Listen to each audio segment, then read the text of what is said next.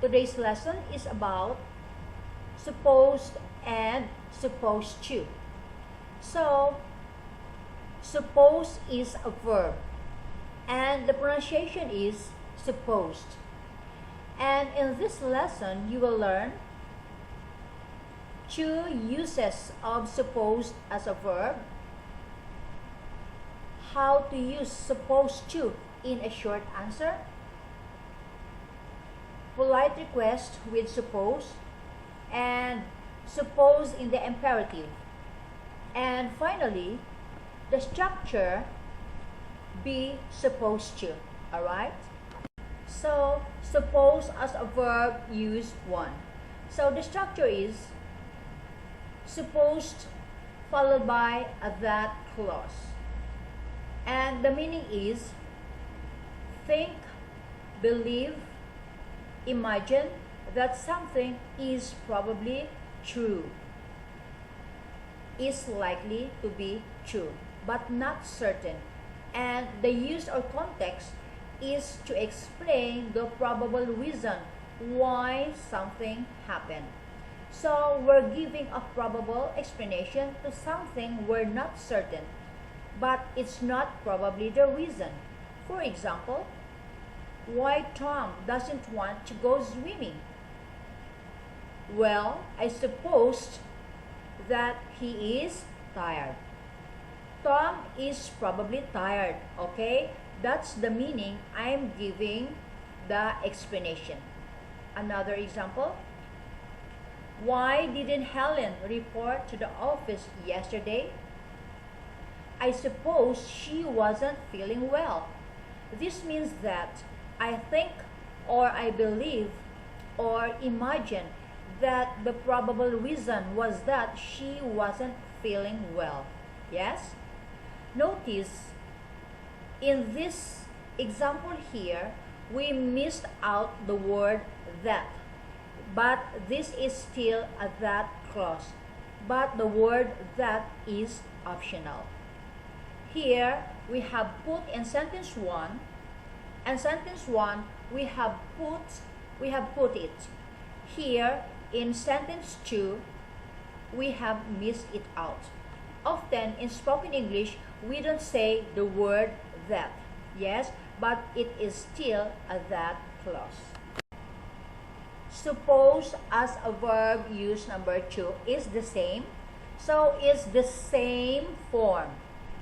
Suppose followed by that clause, and the meaning is think, believe, imagine that something is probably true. But this use and context is different, so we can use it when we are annoyed or frustrated about something. So for example, mother says, Mark isn't home yet, so I suppose his bus was delayed. So the mother thinks that the bus where her son got on was delayed. So the mother says,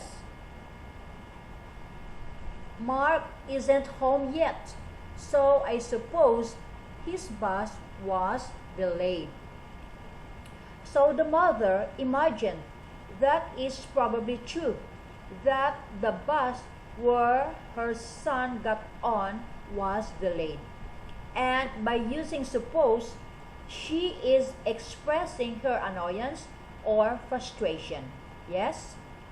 And the teacher is annoyed because you are late in class, and the teacher says to you, I suppose that you wake up late again. So clearly the teacher is fed up of you being late, and you're always saying, I wake up late. Yes? So I suppose we're using this word to indicate that the teacher was frustrated and annoyed. I suppose that you wake up late again. Both of these examples, we are using the word that, but we could say it without that. We could say, I suppose you wake up late again. Alright? How to use suppose in a short answer. So we have a very useful expression. I suppose so.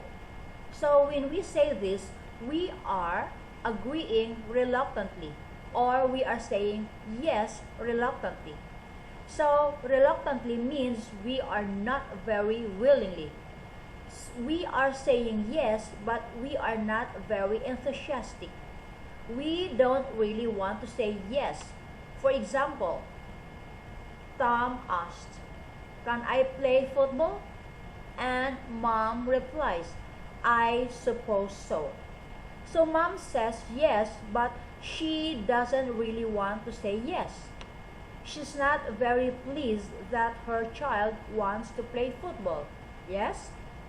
She is saying yes. She is saying yes reluctantly. I suppose so. And number 2 example, Kevin. Tom and Jerry are very funny. Did you like it? Yes. So, Kevin clearly likes Tom and Jerry. And Don replies, "I suppose so." So, Don says yes, he agrees reluctantly. So, honestly, he didn't really like the film. He said, "I suppose so."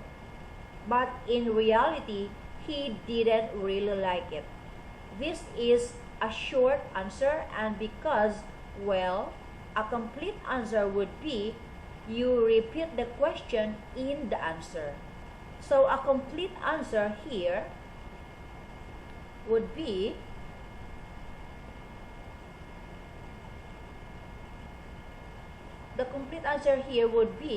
yeah, I suppose you can play football.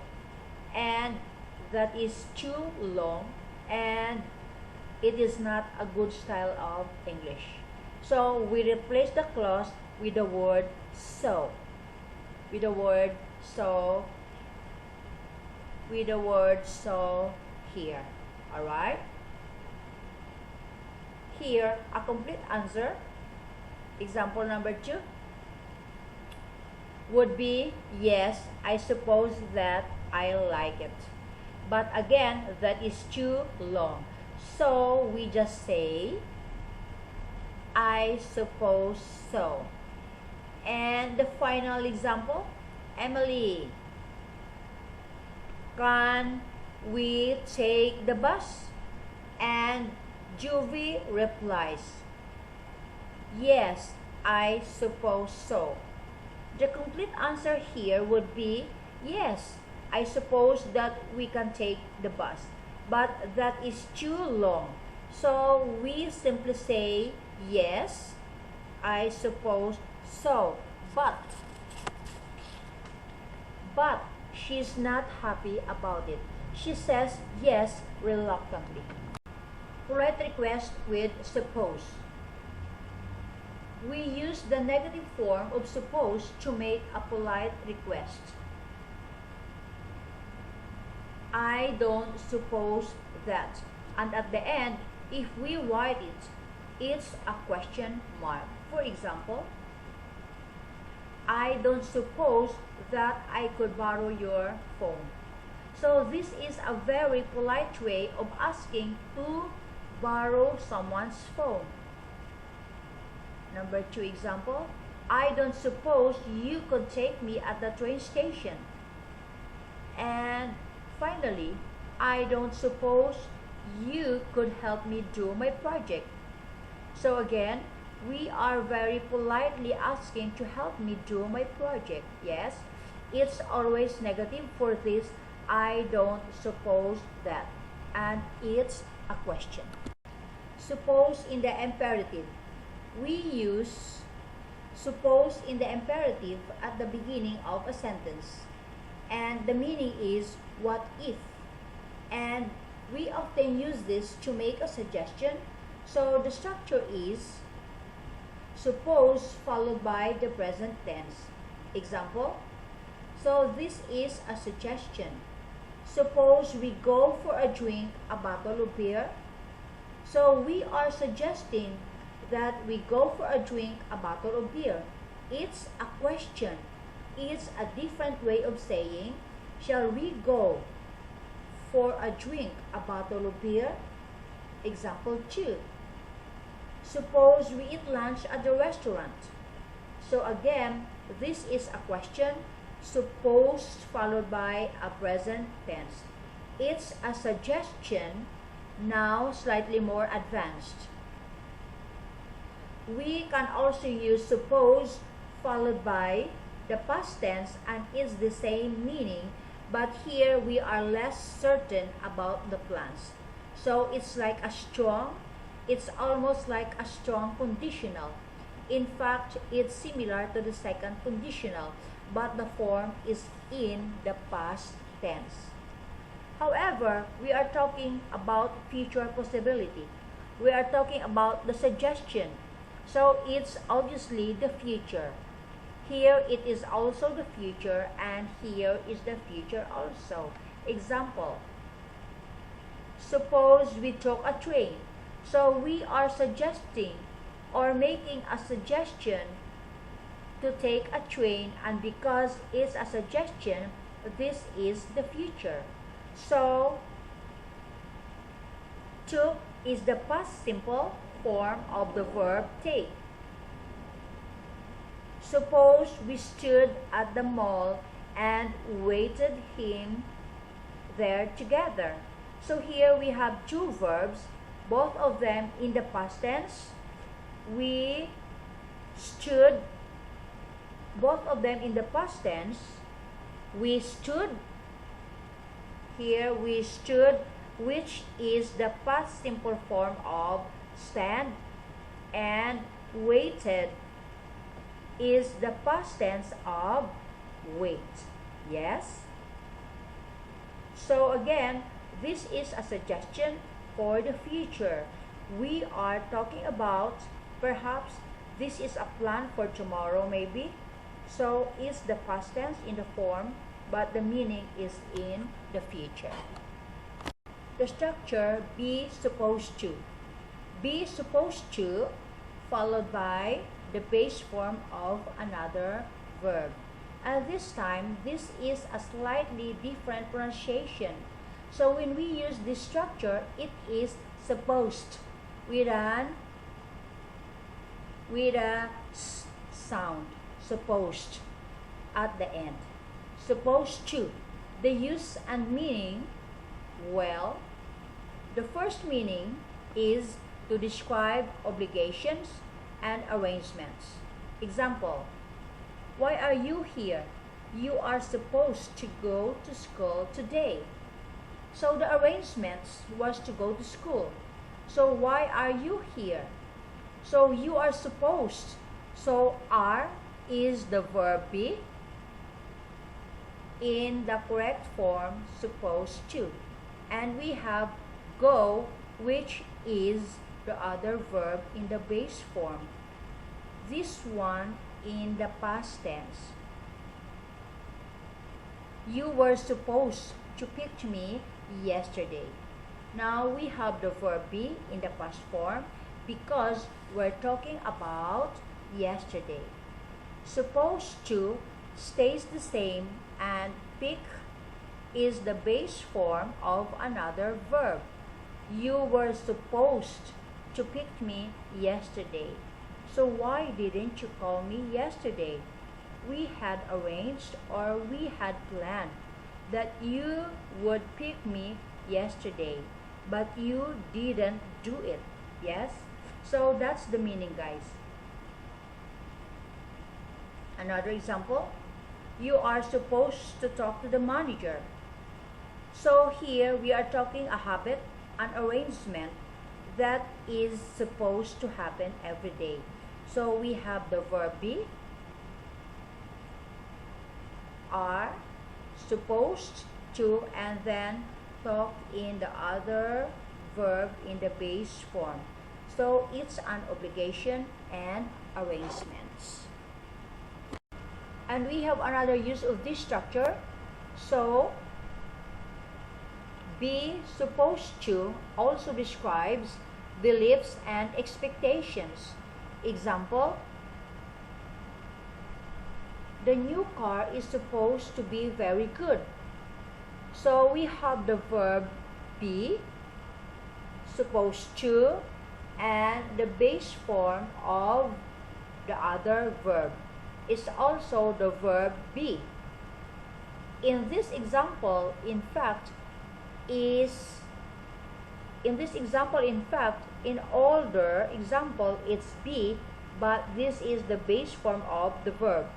So this means we believe that the new car is good. We expect it to be good, so perhaps we have heard it is good from someone else. Perhaps we have read in the newspaper that it is good. We are not certain, but we believe it is good. We expect it to be good, but we don't know yet for sure because we do not have the car yet. But it is supposed to be very good. I'm going to Australia tomorrow. It's supposed to be beautiful. So this means we believe that Australia is beautiful. We expect it to be beautiful because maybe I saw a documentary about Australia and I don't know Australia myself, but it is supposed to be beautiful. Diane is supposed to be the best student in class. So again, supposed to will be preceded by a form of to be and followed by a verb. Yes? So there we are. That's the end of this complete tutorial. Visit englishtutorhub.com for a full transcript of this lesson and for other lessons that you might be interested in. Don't forget to subscribe, like, share, and let me know your thoughts and questions. Glad to hear from you. Thank you very much.